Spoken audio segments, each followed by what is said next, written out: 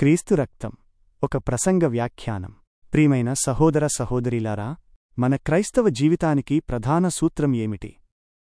అపోస్తలుడైన పౌలు గలతీయులకు రాసిన పత్రికలో మనకొక స్పష్టమైన నిర్వచనాన్ని ఇస్తున్నాడు. ఇంకను జీవించువాడను నేను కాను, క్రీస్తే నాయందు జీవించుచున్నాడు. గలతీయులు అధ్యాయం 2 వచనం 20. ఇది ఏదో ఒక ప్రత్యేకమైన లేదా విచిత్రమైన జీవితం కాదు, కాని ప్రతి క్రైస్తవునికి ఉండవలసిన దేవుని సహజమైన స్థాయి. ఇది మనల్ని మనం తగ్గించుకుని మన స్థానంలో క్రీస్తును నిలిపి ఆయన మన ద్వారా పనిచేయడానికి అనుమతించడం. దేవుడు మనతో వ్యవహరించినప్పుడు ఆయన మన సమస్యలను తొలగించి మనకు బదులుగా క్రీస్తును ఉంచుతాడు. మన పాపాలకు క్షమాపణ కోసం ఆయన మనకు బదులుగా మరణించాడు. మన విమోచన కోసం ఆయన మనకు బదులుగా జీవిస్తున్నాడు. పాపములు ప్లూరల్ వర్సెస్ పాపము సింగ్యులర్. రోమాపత్రికలోని మొదటి 8 అధ్యాయాలను మనం పరిశీలిస్తే సహజ క్రైస్తవ జీవితాన్ని అర్థం చేసుకోవడానికి ఒక గొప్ప అవకాశం లభిస్తుంది. ఈ భాగాన్ని 2 ప్రధాన విభాగాలుగా విభజించుకుంటే మనకు స్పష్టత వస్తుంది. మొదటి భాగం రోమా అధ్యాయం 1 నుండి 5 వచనం 11 వరకు పాపములు ప్లూరల్ అనే పదాన్ని నొక్కి చెబుతుంది. రెండో భాగం రోమా అధ్యాయం 5 వచనం 12 నుండి అధ్యాయం 8 వచనం 39 వరకు పాపము సింగులర్ అనే పదాన్ని నొక్కి చెబుతుంది. ఈ రెండింటి మధ్య ఉన్న తేడా చాలా ముఖ్యమైనది. పాపములు అంటే మనం దేవుని ఎదుట చేసిన వివిధ తప్పులు, చర్యలు. ఉదాహరణకు అబద్ధం చెప్పడం, దొంగిలించడం, ఇతరులను ద్వేషించడం వంటివి. వీటివల్ల మనకు క్షమాపణ అవసరం. ఈ పాపాలు మన మనస్సును కలవరపెడతాయి. అయితే పాపము అంటే మనలో నివసించే ప్రధానమైన శక్తి, మనల్ని పాపాలు చేయడానికి నడిపించే ఒక స్వభావం.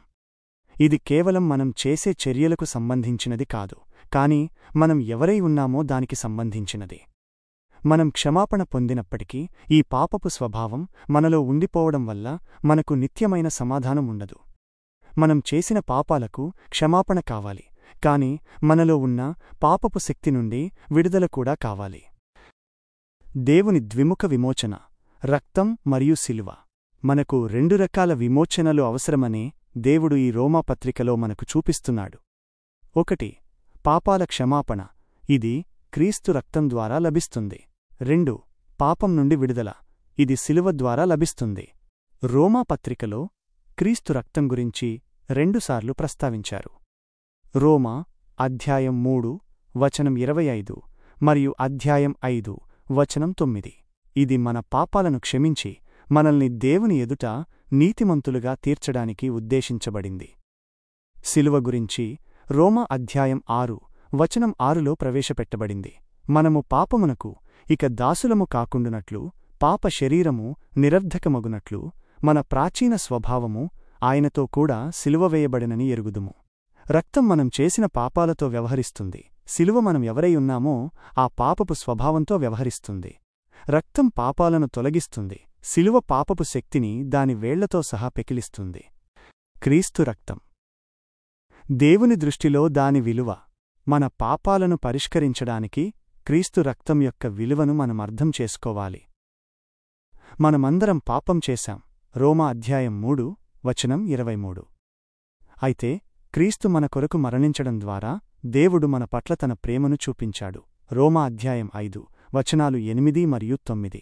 అపరాధ భావన గిల్ట్ అనేది దేవునికి, మనకు మరియు సాతానుకు సంబంధించిన 3 అంశాలను కలిగి ఉంటుంది. దేవుని ఎదుట మనం దేవునికి అవిధేయత చూపినప్పుడు అపరాధ భావం కలుగుతుంది. మన హృదయంలో మన మనస్సాక్షి నేను పాపం చేశాను అని మనల్ని నిందిస్తుంది. లూకా అధ్యాయం 15 వచనం 18. సాతాను నిందలు, సాతాను నువ్వు పాపం చేశావు అని మనమీద నిందలు మోపుతాడు. ప్రకటన గ్రంథం అధ్యాయం 12 వచనం 10. మన పాపాలకు ప్రాయశ్చిత్తం చేయడానికి క్రీస్తు రక్తం అవసరం. ఈ రక్తం దేవుని కోపం నుండి మనల్ని రక్షిస్తుంది. ఇది ముఖ్యంగా దేవుని కోసం ఉద్దేశించబడింది. దేవుని పవిత్రత మరియు నీతిని సంతృప్తిపరచడానికి రక్తం అవసరం. పాత నిబంధనలో బలులు అర్పించినప్పుడు రక్తం బలిపీఠం మీద చల్లబడేది. అది దేవుని దృష్టిలో ఒక అర్పణగా ఉండేది. ఐగుప్తులో పస్కా గొర్రెపిల్ల రక్తం ఇశ్రాయేలీయుల ద్వారబంధాలపై చల్లబడినప్పుడు దేవుడు ఆ రక్తాన్ని చూసి వారిని దాటిపోయాడు. నిర్గమకాండం అధ్యాయం 12, వచనం 13. ఇక్కడ రక్తం ఇంటి లోపల ఉన్న ప్రజల కోసం కాకుండా బయట నుండి చూసే దేవుని కోసం చల్లబడింది. ఇది దేవుని దృష్టిలో రక్తం యొక్క విలువను చూపిస్తుంది. దేవుడు తన స్వనీతిని తృప్తిపర్చుకోవడానికి రక్తాన్ని కోరాడు. క్రీస్తు రక్తం ఆ పనిని పూర్తిగా నెరవేర్చింది. క్రీస్తు రక్తం విశ్వాసి మార్గం. దేవుని తృప్తిపరచిన రక్తం మనల్ని కూడా తృప్తిపరచాలి. రక్తం మన మనస్సాక్షిని శుద్ధి చేస్తుంది.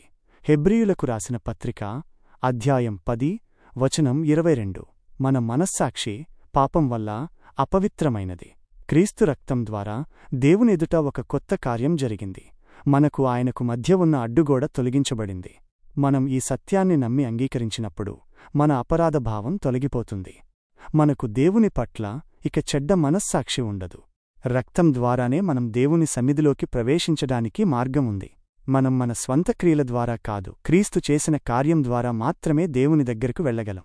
ప్రతిరోజూ, ప్రతి గడియా, ప్రతి క్షణం మనం రక్తం ద్వారానే దేవునికి సమీపస్థులమవుతాం. మనం చేసిన దానిమీద కాదు, ఆయన చేసిన దానిమీద ఆధారపడాలి. కొంతమంది తమ జీవితంలో కొత్త ప్రమాణాలు సాధించడం ద్వారా లేదా మంచి మనస్సాక్షిని కలిగి ఉండటం ద్వారా దేవునికి దగ్గరవ్వాలని అనుకుంటారు. కాని ఇది ఒక తప్పు ఆలోచన. మంచి మనస్సాక్షి మన స్వంత క్రియల వల్ల రాదు. అది కేవలం యేసు రక్తం యొక్క పనిమీదనే ఆధారపడి ఉంటుంది. 1 పేతురు అధ్యాయం 1, వచనాలు 18 మరియు 19. అది మనకు దేవుడిచ్చిన నిశ్చయత. మన పాపాలు, మన అపరాధ భావనలు మనకు భయాన్ని కలిగించవచ్చు. కాని మనం గుర్తుంచుకోవాల్సిందేమిటంటే, క్రీస్తు రక్తం మన పాపాల కంటే గొప్పది.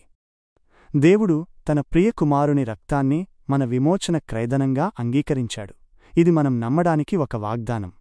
దేవుడు రక్తం ద్వారా సంతృప్తి చెందితే మన బాకీ తీరినట్లే. ఈ రోజు మనం మన పాపాలకు ప్రాయశ్చిత్తం కోసం క్రీస్తు రక్తాన్ని, మన పాపపు స్వభావం నుండి విడుదల కోసం సిలువను నమ్ముదాం. మనల్ని మనం తగ్గించుకుని మన స్థానంలో క్రీస్తును నిలిపి ఆయన మన ద్వారా మహిమపర్చబడేలా జీవిద్దాం. ఆమేన్.